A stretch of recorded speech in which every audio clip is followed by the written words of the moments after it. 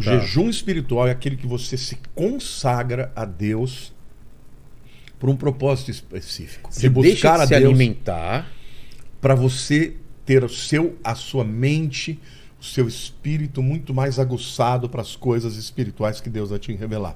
Então, o jejum espiritual, ele precisa estar ligado à oração, à leitura da Bíblia, à busca de Deus, e você fica muito mais aguçado depois de um tempo. Por exemplo, eu já fiz 40 dias de jejum. O ano de 2020, só líquido. Eu perdi 25 quilos. E o propósito era espiritual, claro. Era espiritual. Mas é um propósito? Não, eu queria me santificar, eu queria buscar a Deus, queria mais revelação, mais unção, uma série de coisas. Se aproximar mais de Deus. Espirituais. Tá. E assim, depois do terceiro dia, você praticamente é como se não existisse comida. Então, como não tem fome nenhuma. Incrível.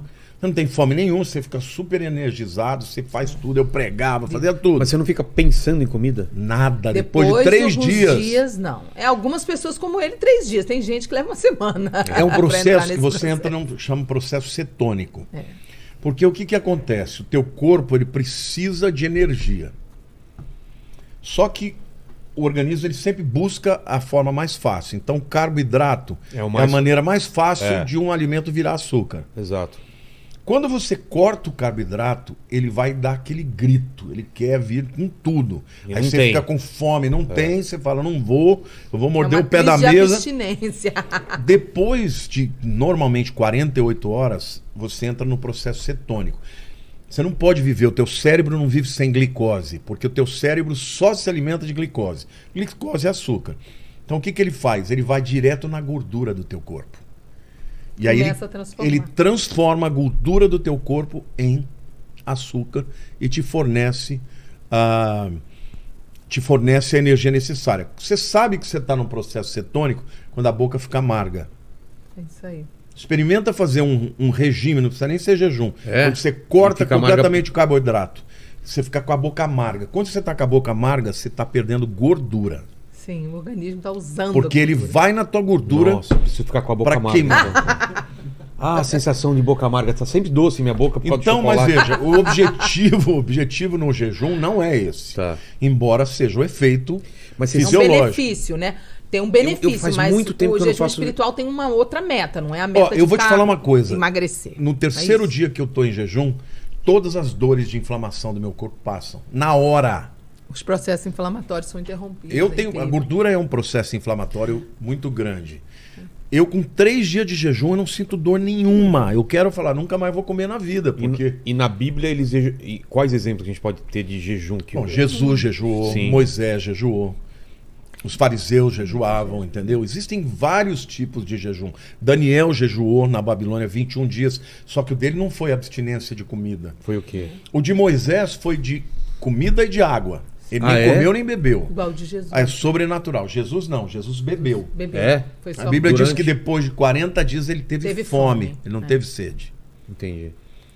Agora, essa é Daniel... uma base, mas também não diz que ele bebeu. Mas não, mas provavelmente a gente imagina bebeu. isso. Porque estava no deserto. Porque a sede é muito mais forte do que... Você morre de sede antes de morrer de fome, mas né? Moisés não Moisés não, ele ficou na glória de Deus lá, não comeu nem bebeu. Não comeu nem bebeu. Agora, Daniel, ele fez um jejum só com legumes. Maravilhoso.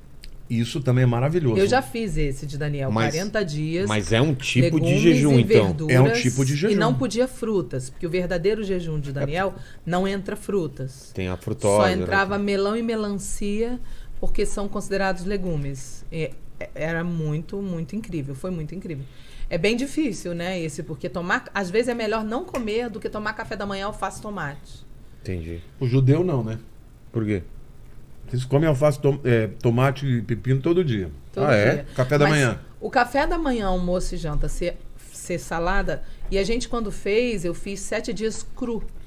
Tinha mais esse detalhe. 7 dias, legume e verdura, não podia fazer pratos. Então, foram 7 dias por exemplo, comendo tudo cru. Pra mim, entendeu? Se eu fosse... Aí depois a gente botou cozido. Eu queria fazer um jejum assim.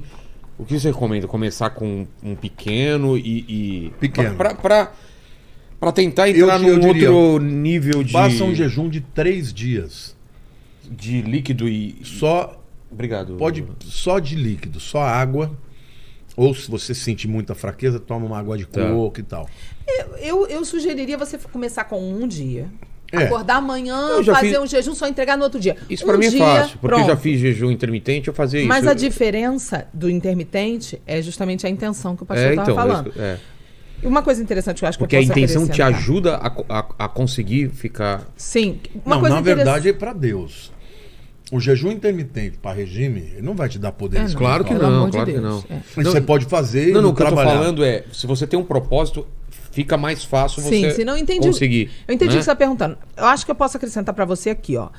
Quando eu vim do mundo, eu vim de uma muito afundada do pecado. Jejum, para mim, foi e é, até hoje, uma das coisas mais importantes na minha prática de vida cristã.